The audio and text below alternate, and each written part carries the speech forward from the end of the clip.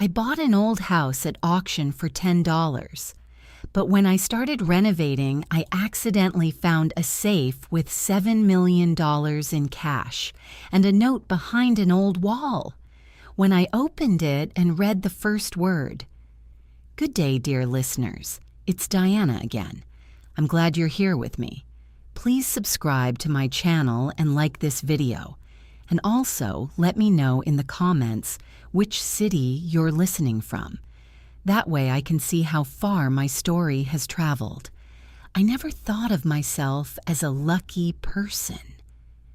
2 years before all of this started, my husband Mark had walked out on a Tuesday morning, leaving a note on the kitchen counter instead of a real conversation.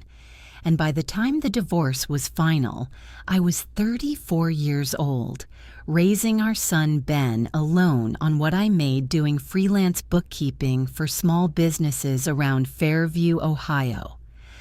Mark's child support checks came late, when they came at all.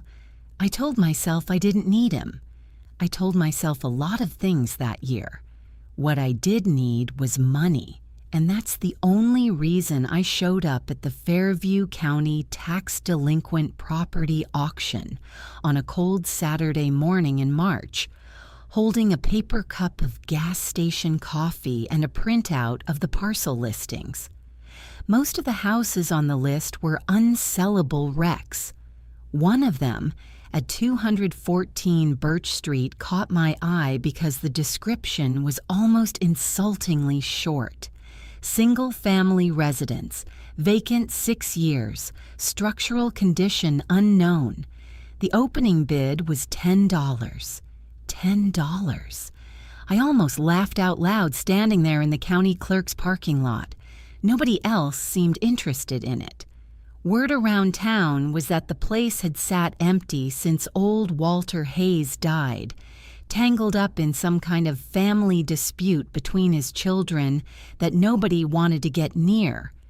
When the auctioneer called the parcel, I raised my hand before I'd really decided to, and just like that, the gavel came down, and I owned a house. Of course, owning it meant something different than $10. The county still wanted $4,800 in unpaid back taxes and fees before they'd hand over the deed, money I scraped together from my savings and a little. I'm ashamed to admit I borrowed from my mother, Carol, but even with that, it was the cheapest house I would ever own in my life, and I drove home that night feeling, for the first time in longer than I could remember, like something was finally going my way. The house itself looked like it had been waiting a long time for someone to notice it. Peeling green paint, a porch that sagged on one side, ivy thick enough to swallow the mailbox whole. I planned to fix it up over the summer and either sell it for a modest profit or, if things went well, move Ben and me in ourselves and finally stop paying rent on the cramped 2-bedroom apartment we'd been squeezed into since the divorce. I spent the first few weeks just clearing it out. Moldy furniture, water-damaged boxes of old receipts, a child's bicycle rusted down to the frame. The neighbors were friendly enough, in that careful, watching way small towns have. One older woman 2 doors down, Mrs. Alvarez, mentioned once over the fence that the Hayes family never did come back for his things, did they? In a tone that made me wonder if there was more to the sentence she'd decided not to say. I didn't think much of it at the time. People in Fairview liked to gossip about anything. It was the upstairs sewing room that gave me my first real shiver of unease, though I didn't understand why until much later.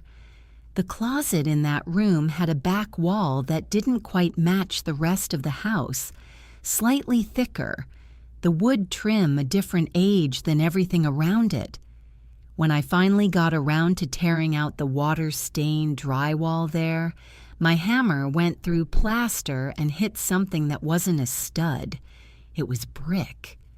Old hand-laid brick, built where no exterior wall should have been, sealed inside the closet like a secret the house had been keeping in its chest for 60 years. I should have called someone, a contractor, an inspector, anyone with more sense than curiosity. Instead, I spent the next 2 hours chiseling through that brick by hand, sweat soaking through my shirt, telling myself I'd stop after just a little more. Behind it was a recessed steel floor safe, bolted into the joists, with a combination dial gone dull with rust, and taped to the inside of the closet side panel, almost as if someone had left it there on purpose for whoever eventually found this place. A scrap of paper with 3 numbers written in faded pencil. My hands were shaking so badly it took me 4 tries to get the combination right. When the door finally swung open, I wasn't prepared for what was inside. Bundle after bundle of $100 bills, wrapped in plastic, stacked higher than I could have imagined fitting into a space that size. Underneath the cash sat a worn leather ledger and a sealed envelope with a single word written across the front in shaky handwriting. "Read this first." My pulse was pounding in my ears as I tore it open with fingers that didn't feel like my own and unfolded the single page inside. There was no greeting, no explanation, nothing to soften what came next.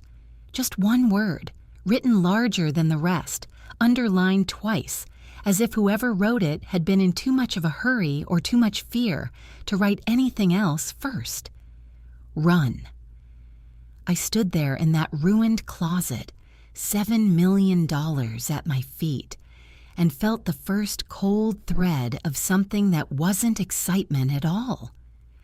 I sat down right there on the dusty closet floor and read the rest of the letter twice before I trusted myself to stand back up. The handwriting belonged to Walter Hayes himself. I recognized the name from the property records, the man who'd lived and died in this house. He wrote that he didn't have much time left when he wrote it, that his heart had been giving him trouble for years, and he knew this letter might sit hidden for a long while before anyone ever found it. He wrote that the money in that safe wasn't his, that for almost 30 years he'd run what amounted to a fraud, a guaranteed investment fund that had taken the retirement savings of more than 100 families across 3 counties and quietly funneled most of it into his own accounts, paying just enough interest to the early investors to keep the scheme breathing. He wrote that the ledger beside the cash listed every victim's name and how much they were owed.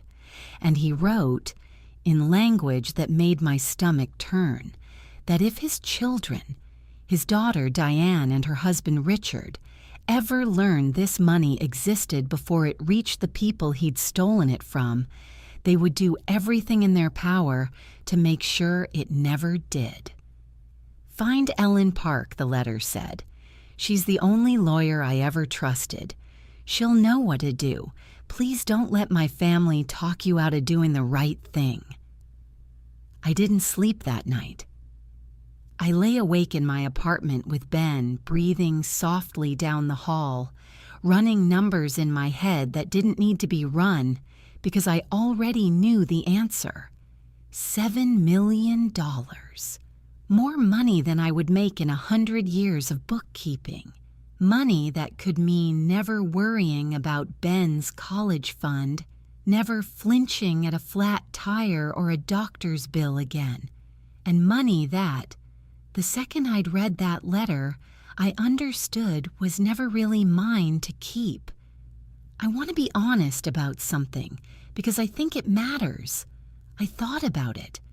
For one long, ugly hour somewhere around 3 a.m., I thought about what it would mean to just put the safe back together, brick it up again myself, and tell no one. Nobody knew it existed except a dead man and me.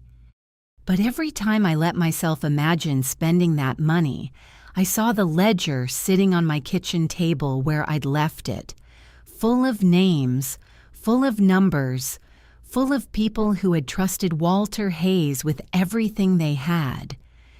I thought about how I'd feel buying Ben a new bike with money that used to belong to some stranger's retirement.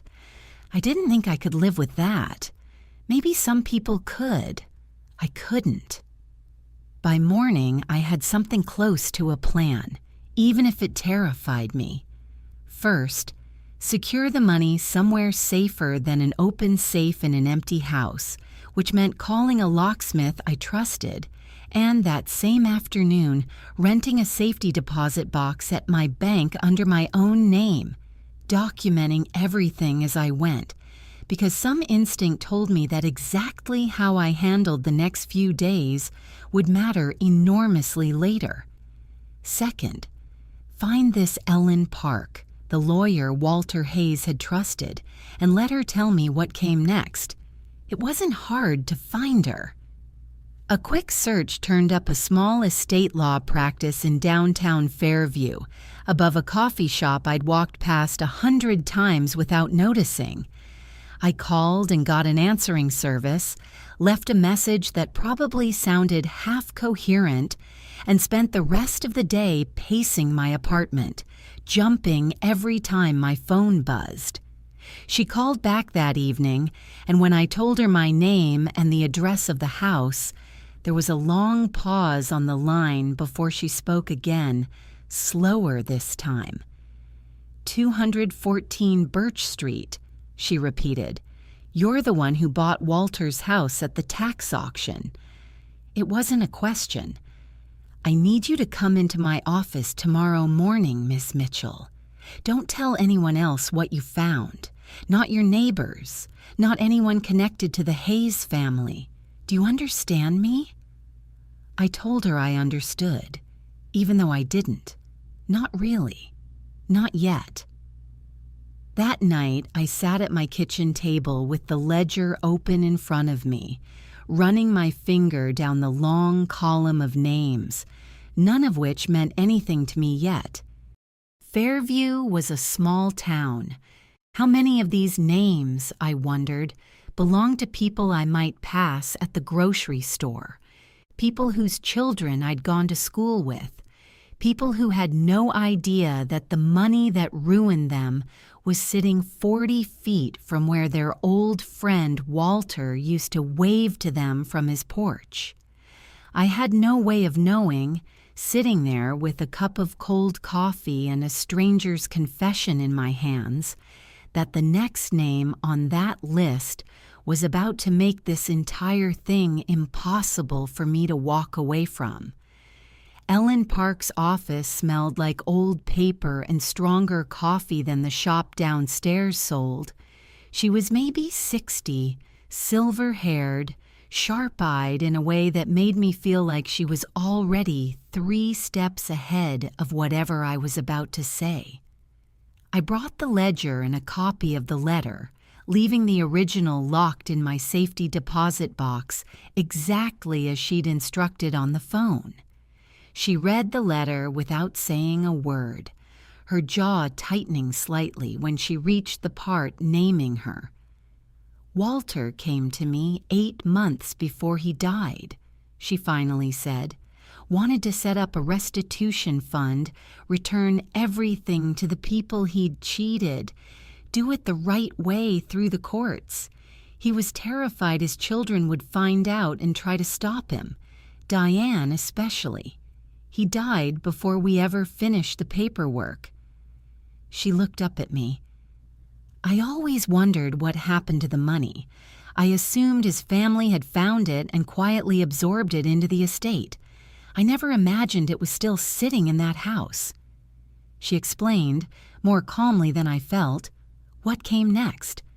Under federal law, any cash transaction or discovery over $10,000 came with reporting obligations, and trying to deposit or move money like this quietly would look exactly like money laundering to a bank's compliance department.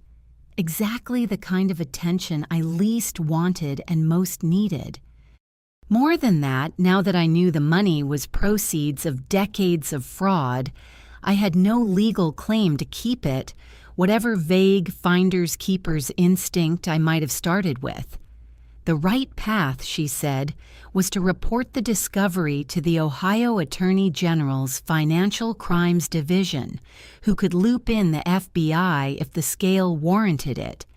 And at $7 million stolen from over 100 victims across state lines, it almost certainly would. We filed the report 2 days later. A special agent named Carla Briggs took my statement at the Fairview Police Station, methodical and unreadable, and informed me the case would likely take months to properly investigate before any money moved. I left that meeting feeling lighter than I had in weeks, like I'd handed a piece of this impossible weight to people whose actual job it was to carry it. That lightness didn't last. Fairview is a small enough town that you can't sneeze at the courthouse without someone's cousin hearing about it by dinner. Within a week, I started noticing things. A car I didn't recognize idling across the street from Birch Street one evening when I stopped by to check on the renovation. A clerk at the county records office mentioning, a little too casually, that the Crawfords had come in asking about the probate file on the Hayes estate, the first time I'd heard that name. Then my friend Lisa, who worked at the diner downtown, called to tell me a man matching Richard Crawford's description had been in that morning asking the waitress, offhand, whether she knew the woman who bought the old Hayes place. Diane Hayes Crawford was Walter's daughter. Her husband Richard was a local estate attorney with an office 2 blocks from Ellen's. I didn't know yet how much they knew, but it was clear they'd noticed me, and that unsettled me more than I wanted to admit. It was that same week, going through the ledger more carefully with Ellen at my side, cross-referencing entry dates against old newspaper clippings about Hayes Financial Group's collapse, that I found it. A name. 3 pages in, dated 2003. Henry Mitchell. $42,000. My grandfather. I sat absolutely still for what felt like a full minute while Ellen asked if I was all right. I barely heard her. I was thinking about my grandfather Henry, who I remembered mostly as a quiet, gentle man who used to let me sit on his lap while he listened to ball games on the radio, and who, in the spring of 2005, 2 years after this entry, had taken his own life in his garage, leaving behind a wife who could no longer afford to keep their house and a family that almost never spoke of him afterward, as if grief itself were something shameful to admit to. Nobody had ever told me why. I'd grown up assuming it was some private sadness too large for a child to be trusted with the details of. Now I knew.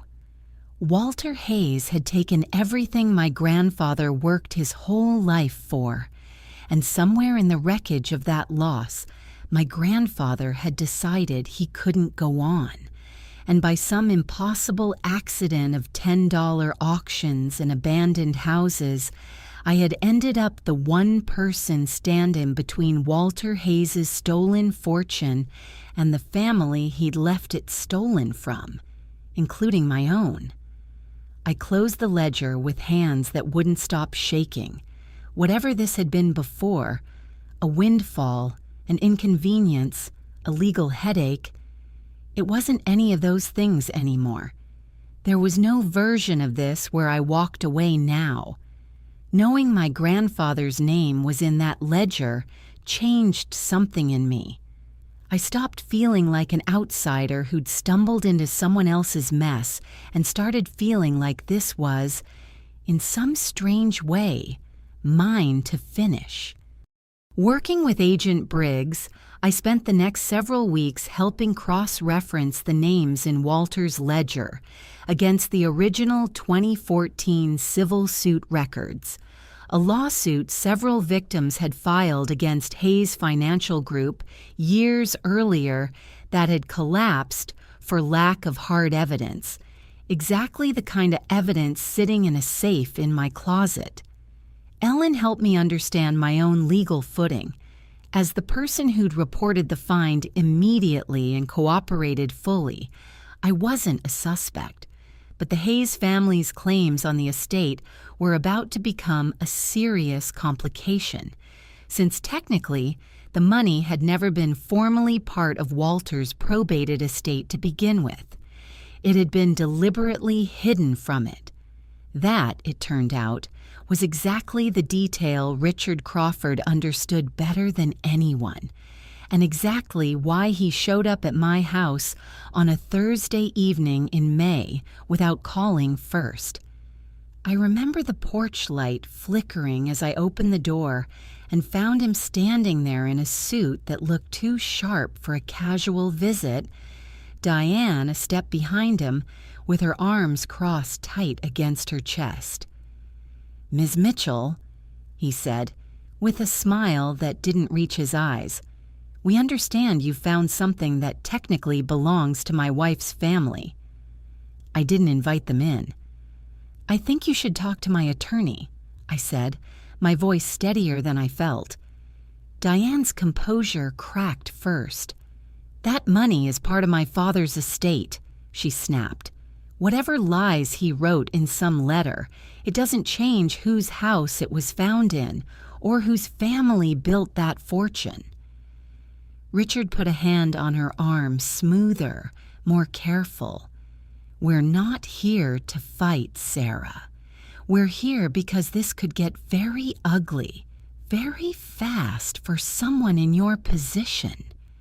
A single mother, struggling finances, sudden discovery of millions of dollars in cash hidden in a house she just happens to have bought for $10. How do you think that looks to a jury if it comes to that? People will wonder what you knew before you ever made that bid." It took everything in me not to let my voice shake. "I reported it to the Attorney General's office the same week I found it, Mr. Crawford. There's a federal agent who can confirm that. I'd be careful about implying otherwise." Something flickered across his face. Not quite fear, but recalculation. Diane wasn't finished, though. "You have no idea what you're doing," she said, low and furious. "You're going to drag my father's name through the mud over some ledger you can't even prove is real. And for what? Money that should be going to his grandchildren?" Her eyes were wet. Whether from genuine grief or theater, I genuinely couldn't tell. "We'll see you in court before we let a stranger walk off with our inheritance." "It was never an inheritance," I said quietly. "It was stolen." They left a few minutes later, Richard's parting words a clipped warning that I'd be hearing from his office.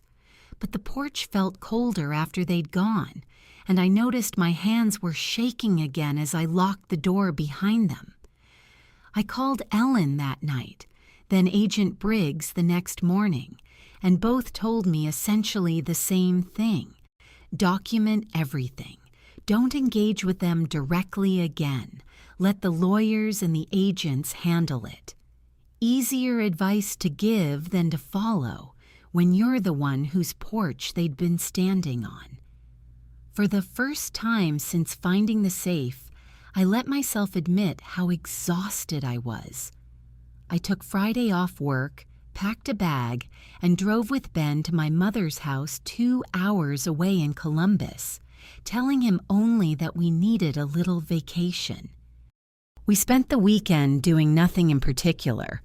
Board games, a trip to the zoo, my mother's overcooked pot roast that I'd missed more than I realized. I didn't tell Ben anything about the money. He was 9. He deserved, for at least one weekend, a mother who wasn't carrying the weight of a dead man's confession and a furious family's threats. Sitting on my mother's back porch that Sunday evening, watching Ben chase fireflies across the yard, I let myself cry for the first time since this had all started. Not from fear, exactly, but from the strange, heavy grief of finally understanding what had really happened to my grandfather and the responsibility I now felt to make it mean something. By the time we drove home Monday morning, something in me had settled into a kind of quiet resolve. The Crawfords could threaten all they wanted. I wasn't backing down. The threat stopped, but the silence that followed felt worse somehow, like the pause before a held breath gets released. It was Richard who called this time, not Diane, his voice smooth and reasonable in a way that put me more on guard than his anger ever had. He suggested we meet informally, away from lawyers, just to talk things through like adults. Against Ellen's explicit advice, I agreed, but only at a public coffee shop downtown in the middle of the day, where I could leave whenever I wanted, and where I told Lisa exactly which table I'd be sitting at, just in case. He was already seated when I arrived, 2 coffees on the table that he hadn't asked me about, which I didn't touch. He looked relaxed, almost pleasant, the way people only manage to look when they're certain they already hold the winning hand. "I appreciate you coming," he said. "I think we got off on the wrong foot, Diane and I. This doesn't have to be adversarial." "I think you slashing my tire would suggest otherwise," I said, watching his face carefully, "though I don't have proof of that yet." "Not yet." Something flickered behind his eyes, not quite alarm, but a recalibration, the look of a man quietly revising his approach mid-sentence. He recovered fast.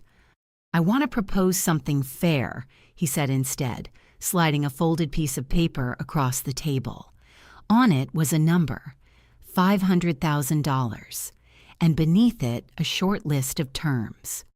I'd quietly hand over the remaining money and the ledger to the family's discretion in exchange for that sum, paid privately, no lawyers, no further questions asked, the whole matter simply dissolving as if it had never happened. "Think of it as a finder's fee," he said, leaning back. "Think of your son. $500,000 changes a kid's whole life, Sarah. And nobody outside this table ever has to know any of the rest of it. No court, no headlines, no risk to your business. You walk away comfortable. We walk away with our privacy. Everyone wins." I looked at that number for a long moment, and I won't pretend some old, tired part of me, the part that remembered exactly how thin my bank account had gotten after the divorce, the part that still flinched at the price of new shoes for Ben every fall, didn't feel its pull. $500,000. It was an obscene amount of money to a woman who'd been counting grocery receipts 18 months earlier. But underneath that pull was the image of my grandfather's name in that ledger, and 139 other names beside his. People who'd trusted Walter Hayes the same way Richard was now asking me to trust him. "No," I said, sliding the paper back across the table without unfolding it any further. "The money isn't mine to sell, Mr. Crawford. It was never yours to buy back either." His expression didn't change much, but something behind his eyes went cold and calculating in a way that told me this conversation, at least the friendly version of it, was over. "You're making a mistake," he said quietly, standing to leave, not bothering to take his untouched coffee with him. I hope you understand that before this is finished. People who think they're being principled usually just haven't been offered enough yet." I drove home with my hands tight on the wheel, replaying the conversation, half expecting to feel afraid. Instead, what I felt sitting in my driveway afterward was something closer to clarity. They could threaten me, tempt me, dress it up however they wanted, but every single approach only confirmed what I already suspected, that they knew exactly how much was at stake and exactly how guilty their family's wealth had always been. A man with nothing to hide doesn't offer $500,000 to make a stranger's silence permanent. I wasn't carrying this alone, and that mattered more than I think I'd let myself believe before that week. My mother called every evening just to check in. No questions, just steady presence on the other end of the line, sometimes saying almost nothing at all, just staying on the phone with me while I did the dishes. Lisa showed up one night with takeout and a bottle of wine and sat with me at my kitchen table while I talked through the whole impossible thing out loud for the first time, not flinching once, just listening, occasionally muttering something sharp about Richard Crawford that made me laugh despite everything.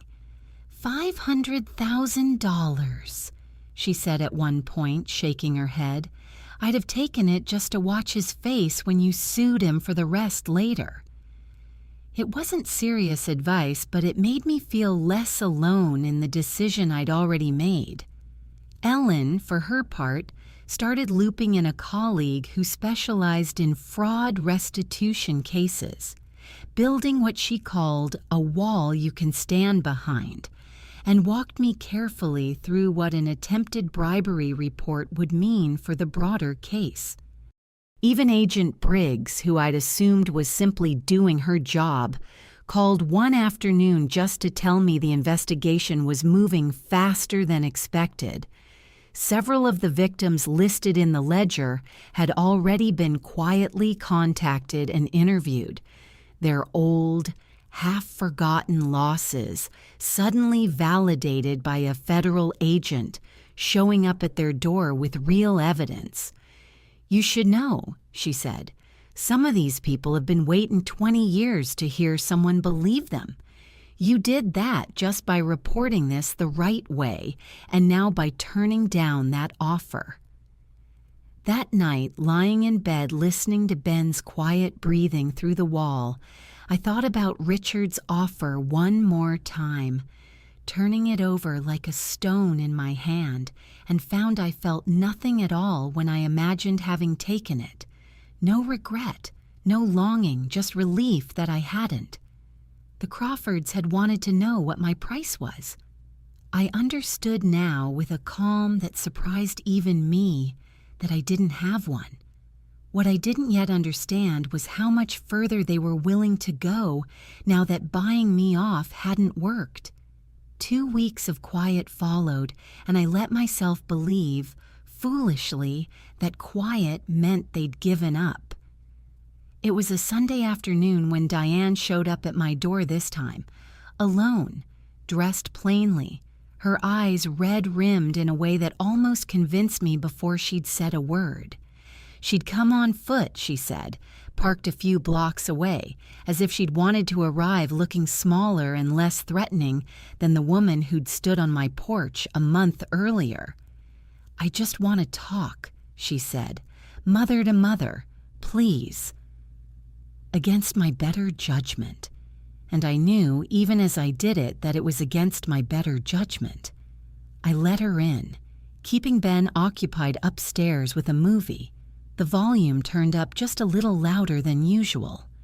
She sat at my kitchen table and cried, told me stories about her father that painted him as a complicated, flawed, but ultimately loving man, not the monster the ledger made him out to be. She talked about teaching him to use a computer in his 70s, about him driving 4 hours once just to see her daughter's school play, about how none of that erased what he'd done, but didn't it count for something? Didn't a person deserve to be more than the worst thing they'd ever done? She talked about her own children, how this scandal, if it became fully public, would follow them for the rest of their lives. The Crawford name dragged through every local headline, every whispered conversation at church, every college application that asked applicants to explain a significant challenge in their family history. "You don't know what it's like," she said, "to watch your family's name turned into a punchline because of something your father did before you were even born." I felt for her, genuinely, for a moment. Grief is grief, whatever shape it comes in, and I knew better than most people in that room what it cost to lose a grandfather to a secret nobody would explain. But the moment passed quickly once she got to what she'd actually come to say. "There's still time to make this go away quietly," she said, her voice shifting, hardening underneath the tears, the performance dropping away piece by piece like a coat she no longer needed. "Ellen Park isn't as untouchable as you think. Richard knows things about her old cases, irregularities, ethical complaints, the kind of thing that could end her career if it came out at the wrong time. We don't want to do that, but we will if you keep pushing this." There it was, the mask slipping, just like Walter's letter had warned me it would. "You're threatening my lawyer now," I said flatly, my voice quieter than I expected it to come out, which somehow felt more powerful than shouting would have. "I'm telling you what happens if this doesn't stop," she said. "And I'm telling you, woman to woman, that the world is not kind to single mothers who get dragged into ugly legal fights with families who have more money and better lawyers than they do. Think about what a long public case does to your business, your clients, your son's life at school when other kids' parents start talking about whose mother found the secret fortune and whose mother's father stole it. We can make this disappear for everyone, Sarah, or we can make your life very, very hard for a very long time." I stood up, my hands flat on the table to steady myself, steadier than I felt inside. "I think you should leave."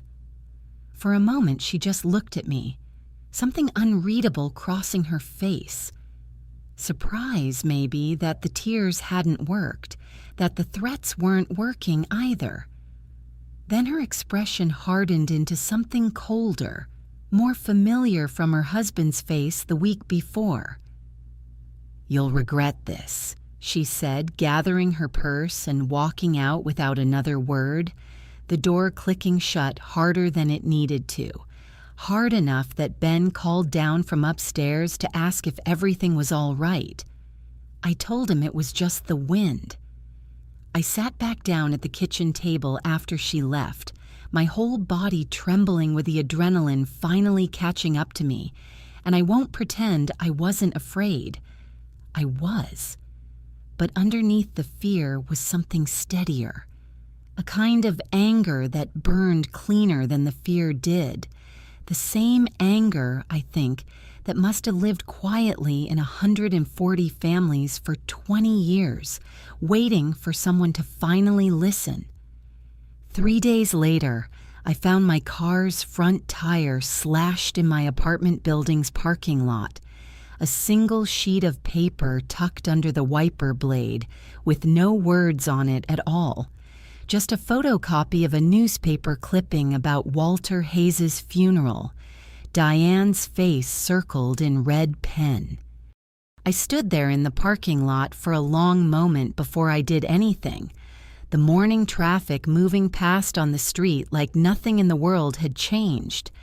And then I called the police, filed a report, photographed everything exactly the way Ellen had once told me to, and called Agent Briggs immediately afterward. She didn't sound surprised. "Document everything," she said again. The same advice as always, except this time there was a new edge in her voice. "This is exactly the kind of escalation that builds a case against them, Sarah. Keep going. You're closer than you know." I looked at that clipping for a long time before I put it in an evidence bag the way Briggs instructed, my grandfather's face flashing in my mind, the quiet man who'd never gotten the chance to fight back against people like this. I wasn't going to let his fear become mine, too. The case moved faster after the slashed tire than it had in the 2 months before it, as if that single act of intimidation had finally given the investigation the thread it needed to pull everything else loose. It came to a head on a humid morning in late July at a probate court hearing called to formally settle the disputed status of the Hayes estate, a hearing the Crawfords' own attorneys had requested, confident, I learned later, that they could argue the money belonged under the original estate and therefore eventually to them. What they hadn't counted on was how much Agent Briggs and the Attorney General's office had built in the week since that newspaper clipping landed on my windshield. The courtroom was smaller than I expected, half full, Ellen beside me at one table, Richard and Diane with 2 attorneys of their own at the other, Tom Hayes sitting quietly in the gallery looking like he'd rather be anywhere else. I noticed Agent Briggs in the back row, along with a man I didn't recognize who Ellen whispered was from the Attorney General's Restitution Division, and beside him, a woman I'd later learn was one of the victims from the Ledger, there simply to watch. Richard spoke first, smooth and confident as ever, arguing that whatever the Ledger claimed, there was no proof Walter Hayes had written the letter himself, no chain of custody on evidence conveniently discovered by a woman who stood to benefit from its existence. He suggested carefully, almost gently, that I might have planted or even forged elements of the find, never quite saying the word fraud, but letting it hang in the air all the same. For a moment, listening to him, I felt the old flicker of doubt. What if this was somehow enough? What if confidence alone could undo months of careful, documented truth? Then Ellen stood. She presented the handwriting analysis the Attorney General's office had commissioned, matching Walter's letter against decades of his business correspondence with a certainty that left no real room for argument. She presented bank records the Financial Crimes Unit had subpoenaed, tracing irregular cash withdrawals from Hayes Financial Group accounts in the exact years matching the ledger's entries, each one cross-referenced against a victim's name and a date of loss. She presented, too, a typed summary statement from my own grandmother, given voluntarily to investigators weeks earlier, describing in plain, devastating detail what the loss of that $42,000 had actually cost our family. And then she called Agent Briggs to the stand, who testified, calmly and devastatingly, that cell phone records placed Richard Crawford's phone near my apartment building on the night my tire was slashed, and that the paper left on my windshield carried a partial fingerprint matching his. I watched something break across Richard's face as she said it, that careful composure cracking all at once, the way ice does right before it gives way entirely. Diane grabbed his arm, whispering something urgent, but he shook her off, half rising from his seat. "This is insane," he said too loudly, his lawyer trying to pull him back down. "You can't possibly—" "Mr. Crawford," the judge said sharply, "you'll have your attorney address the court, not you." But the damage was already done. I watched the two opposing attorneys exchange a look I recognized even from across the room. The look of people who'd just realized their clients had lied to them from the very beginning of this case. Diane was openly crying now, not the performance from my kitchen table weeks before, but something rawer, angrier, directed at her husband as much as anyone. "You told me you were just talking to her," I heard her hiss at him. "You told me it was just a conversation, Richard. You told me." The judge called a brief recess to let both sides confer with counsel, and in the hallway outside, away from the cameras, a local reporter had somehow already gathered. Diane approached me one last time, mascara streaked, all pretense finally gone. "I didn't know about the tire," she said quietly. "I swear to you I didn't know that part. Whatever else you believe about me." I believed her, actually, about that one specific thing, though it didn't change much of anything now. "Your father knew what would happen," I said. "That's why he wrote that letter. That's why he warned whoever found it to run from your family before they even had the chance to lie to them first." She didn't have an answer for that. For the first time since I'd met her, she didn't have anything to say at all, and she turned and walked back toward the courtroom doors alone, her husband's attorney trailing a careful distance behind her. When the hearing resumed an hour later, the judge's tone had shifted entirely, no longer weighing competing claims to an estate, but addressing what had clearly become, in the span of a single morning, an active criminal matter far beyond a simple probate dispute.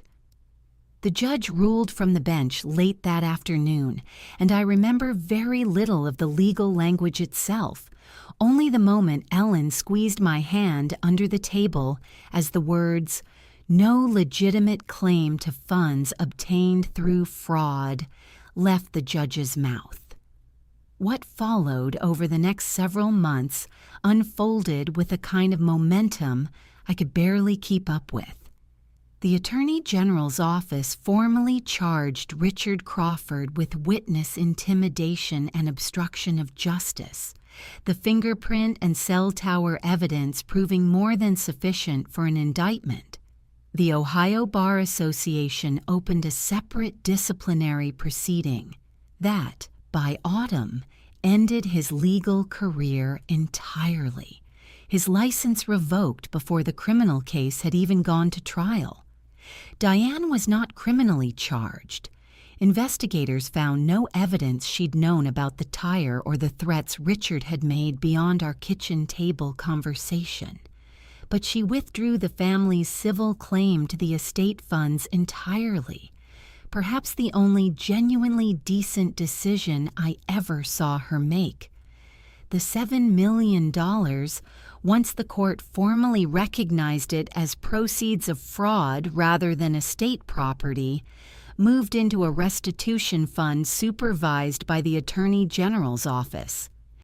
Over the following year, Ellen told me, more than 120 of the 140 victims listed in Walter's ledger were located and compensated, some receiving the full amount they'd lost decades earlier, all of them at minimum a substantial portion, funded by both the recovered cash and a court-ordered seizure of remaining Hayes-Crawford assets once Richard's conviction made clear how much of their current wealth had been built on money that was never rightfully theirs to begin with.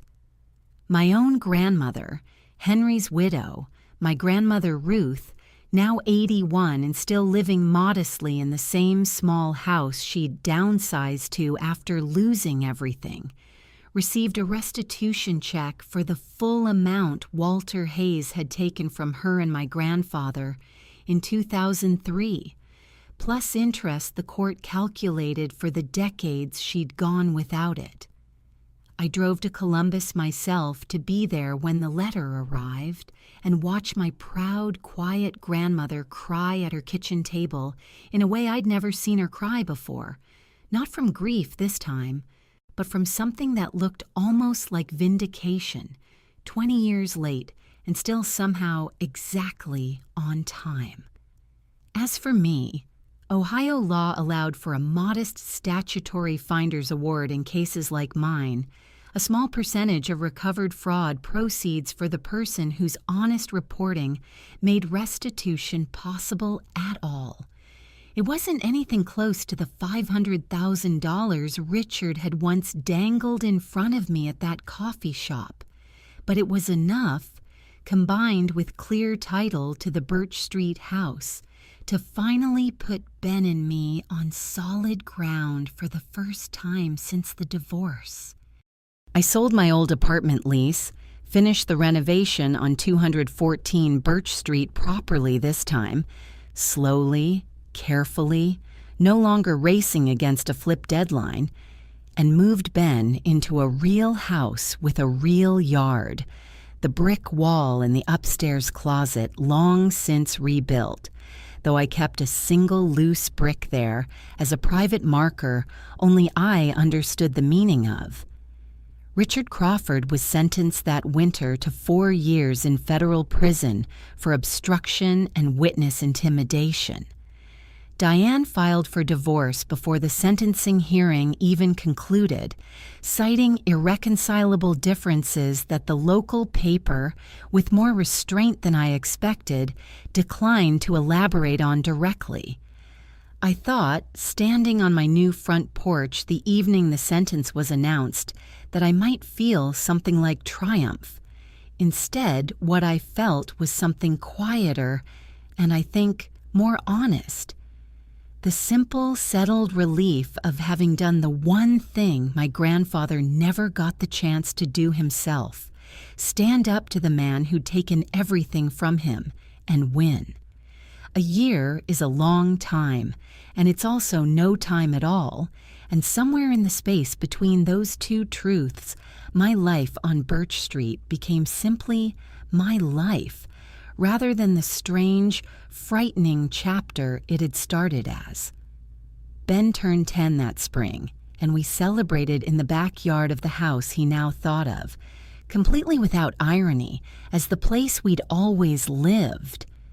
A swing set bolted into the same ground that had once held $7 million of someone else's stolen grief, though he never knew that part, and I intended to keep it that way until he was old enough to understand it properly. My bookkeeping business, oddly enough, grew steadily that year too. A few local business owners, having read about the case in the Fairview Gazette's surprisingly thorough coverage, told me afterward that they trusted someone who'd handled that kind of money and that kind of pressure with the integrity I had. I never set out to build a reputation on any of this. It found me anyway. My grandmother Ruth used part of her restitution money to finally take the trip to Ireland she and my grandfather had always talked about and never managed. And she called me from a pub in County Clare that autumn, laughing in a way I hadn't heard from her in years, telling me Henry would have loved it there. I started a small scholarship in his name at the local high school that spring. Nothing enormous, just enough to help one graduating senior a year who needed it the way our family once had. And standing at that first small ceremony, watching a nervous 18-year-old accept a check with my grandfather's name printed on it, I understood finally what it meant to turn something terrible into something that mattered. The Crawfords world, by contrast, seemed to collapse in on itself with a kind of quiet, grinding inevitability that I took no real pleasure in exactly, though I won't pretend I felt nothing at all. Richard served his sentence at a low-security federal facility 2 hours from Fairview. By the time he was released, his law license was permanently gone, and the disbarment proceedings had been public enough that no firm in the county would touch him afterward.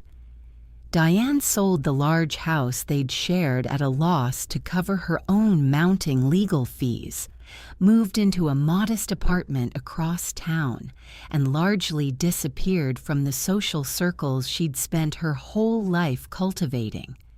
The same circles I heard secondhand through Lisa that had turned on her with the particular cruelty small towns reserve for families that fall from a height everyone secretly resented them for occupying in the first place.